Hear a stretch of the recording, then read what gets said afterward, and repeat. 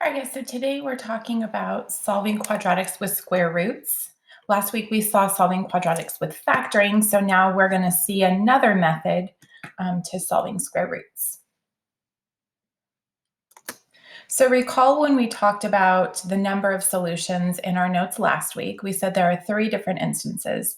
There's one instance where our parabola intersects the x-axis in two places, giving us two x-intercepts or two solutions. There's the case where our vertex is on the x-axis, which results in one solution. And then there's the case where our parabola does not intersect the x-axis, which results in no solutions.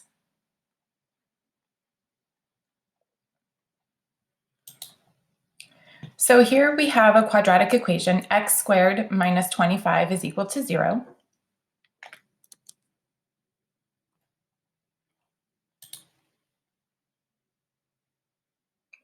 And notice that in this case, there is no b term.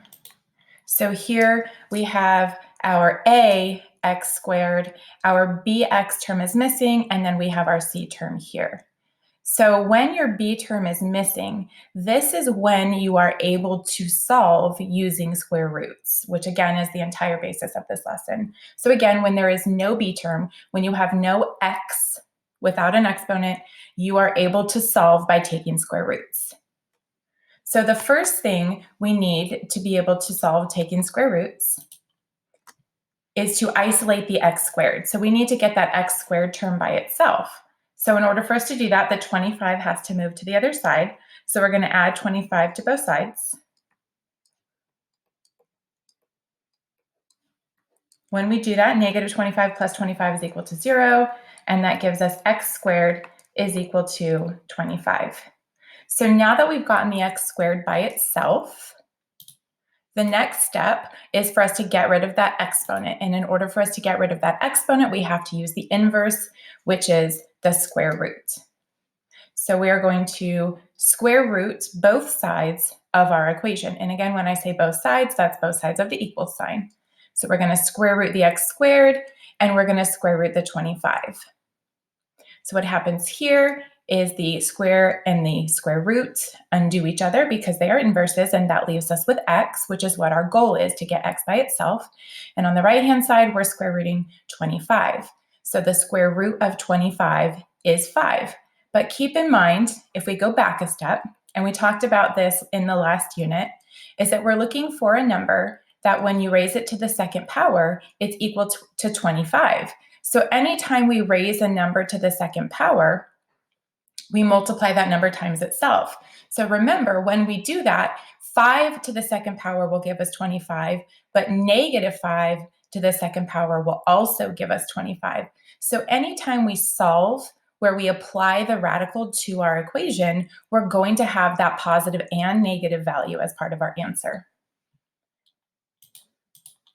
So we took the square root of both sides.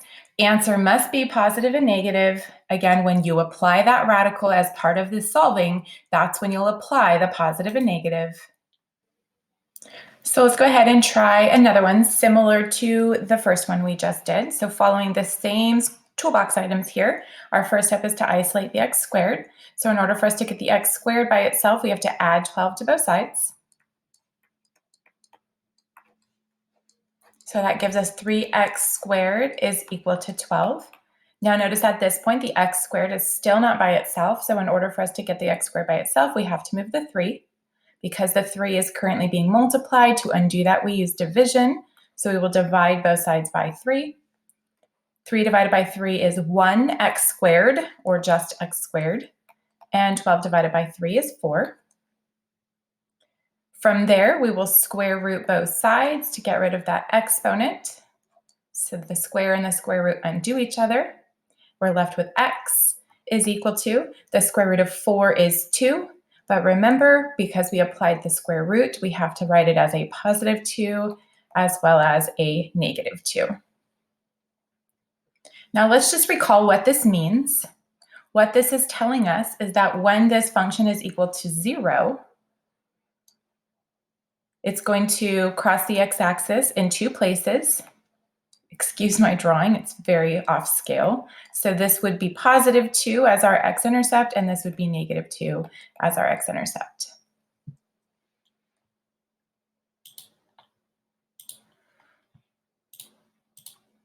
All right, now we're looking at imaginary roots. So we are going to follow a very similar process. It's just going to look a little bit different at the end. So first, we still have to isolate the x squared. So in order for us to do that, in this case, we have to now subtract 32 on both sides. That's going to leave us with 2x squared is equal to negative 32. From there, we divide both sides by 2. That's going to leave us with x squared is equal to negative 16.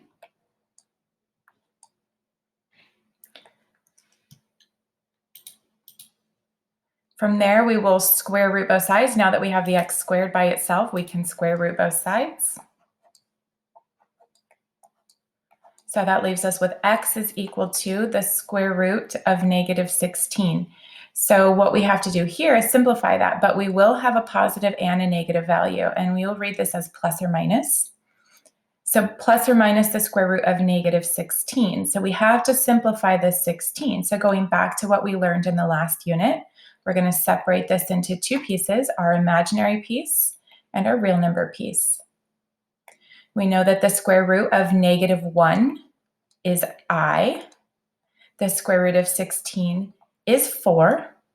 And so this is going to give us 4i as our answer. But again, we must have those two values, one positive, one negative. We're going to list those as separate values, though, to keep in mind that these are two solutions. In this case, they are two imaginary solutions. Now, what this means on a graph is that our parabola does not intersect the x-axis.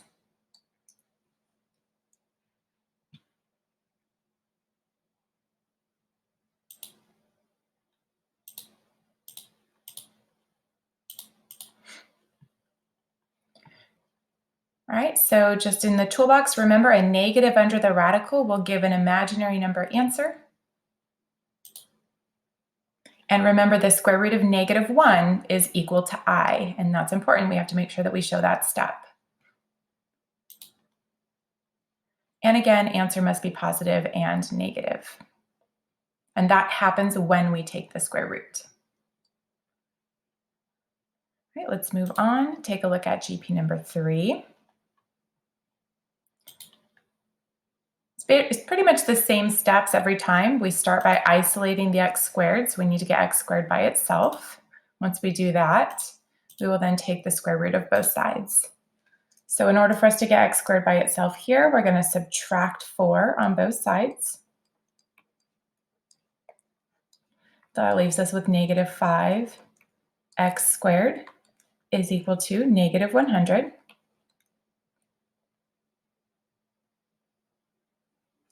From here, we divide both sides by negative 5.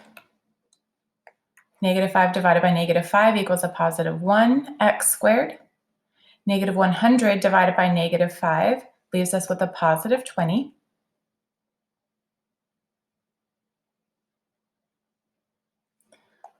You square root both sides.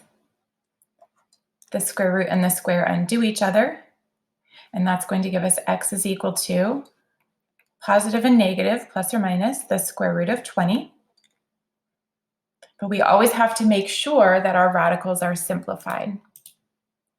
So remember to include that positive, negative, and then we have to cake the radical if necessary, if possible. So we're going to go ahead and cake 20. That will be 2 and 10, 2 and 5, and 5 and 1. That gives us a pair of 2's with a 5 left over. And that's going to be 2 radical 5. Remember, your leftovers always go inside the fridge.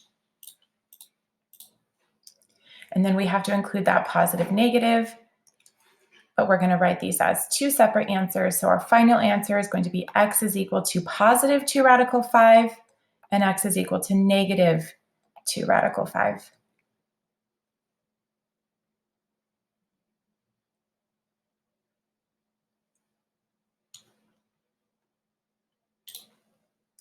So really quickly, let's just recall what this means. So 2 radical 5, if you type this into a calculator, is going to give you a decimal value of approximately 4.4. So what that means is on a graph, this is totally not to scale, where the y value is negative 96, where y equals negative 96, our x values are going to be positive 4.4 and negative 4.4. So again, where y is equal to negative 96, x is equal to a positive 4.4 and a negative 4.4. I just want you guys to remember what it is we're solving for every time we're solving.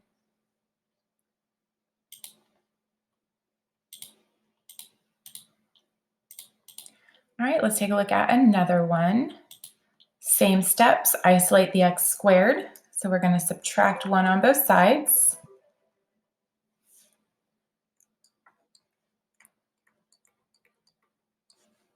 That's going to give us 4x squared is equal to 25. We've got to get that x by itself, so we're going to divide both sides by 4. So that leaves us with x squared is equal to, now 25 and 4 does not divide into 25 evenly. So that's not going to simplify there. So we're going to leave it as a fraction. Now that we've gotten the x squared on both sides, now that we've gotten the x squared by itself, we can square root both sides. So we get x is equal to plus or minus positive negative square root 25 over 4. Now remember, we can't leave a fraction inside the radical. It's not rational, nor can we leave a radical in the denominator. So we have to simplify it at this point.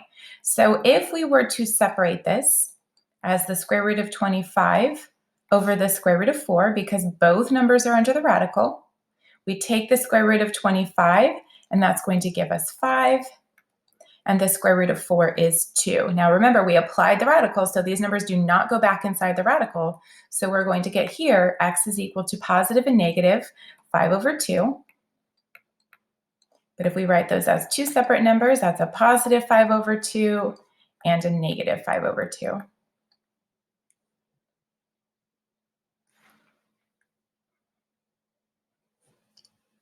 All right, we have one more GP, just to make sure we cover everything you're going to see. Solving with binomials. So this is going to look a little bit different because notice that the x is not being squared just by itself. It's this entire thing that's being squared. Now we do not want to multiply this out because if we were to multiply this out, that's actually going to give us x squared plus 8x plus 16. And in this case, we would not be able to solve using square roots because we now have this b term. Remember, we can only square it if we don't have that b term, square rooted, excuse me. But what we can do, since the thing being squared is already isolated, the x plus 4 is being squared and it's already isolated, we can go ahead and square root both sides. So given that we have this x plus 4 squared that is by itself on that left-hand side, we can go ahead at this point and take the square root of both sides. So when we do that, the square and the square root undo each other, leaving us with x plus 4 is equal to the square root of 49 is 7. Now, because we have applied this square root at this point, this is going to give us a positive and a negative 7. We're going to leave it like that for just a second. So again, the binomial squared is by itself. We can apply the radical to both sides. Because this is where we applied the radical, we must include the plus or minus in front of our answer. So 1 plus and minus. And again, if that number is a perfect square, we have to find that whole number answer. So because 49 is a perfect square, that gives us 7. If it was not a perfect square, in that case, we would have to simplify the radical using the cake method. All right, so at this point, we still have to get x by itself. In order for us to get x by itself, we have to move the 4 to the other side. So we're going to subtract 4 on both sides. So we have positive and negative 7 minus 4. So at this point, we again have to separate this into two answers. So here we have a positive 7 minus 4 and a negative 7 minus 4. 7 minus 4 gives us 3. Negative 7 minus 4 gives us a negative 11. So our final answers are x equals 3 and negative 11. All right, let's look at one more just like this, and then we call it a day. All right, so that x minus 11 squared is already isolated. So we can go ahead and take the square root of both sides.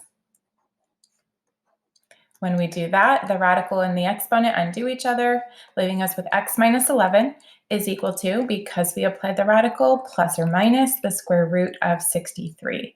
Now 63 is not a perfect square, so that's not going to give us a whole number answer. What we need to do here is to get that x by itself. So we're going to add 11 on both sides. Now, when we have a radical, and we saw this in the last unit, the whole number value will always go in front of the radical. So when we rewrite this, we're going to rewrite it as 11 plus or minus the square root of 63. So that radical needs to come second. This is just kind of the standard form of irrational numbers where you'll see that radical written second. So at this point, we want to simplify that 63. So we're going to go ahead and cake 63. Smallest prime number is 3 and 21, 3 and 7, and 7 and 1. Now you guys are allowed to use calculators in this unit, but you must show your work when you're simplifying your radicals. Always show your work. So this is going to give us x is equal to 11 plus or minus. And again, this is the square root of 63. Our leftovers go inside the radical and our pairs go outside. So that's going to become 3 radical 7.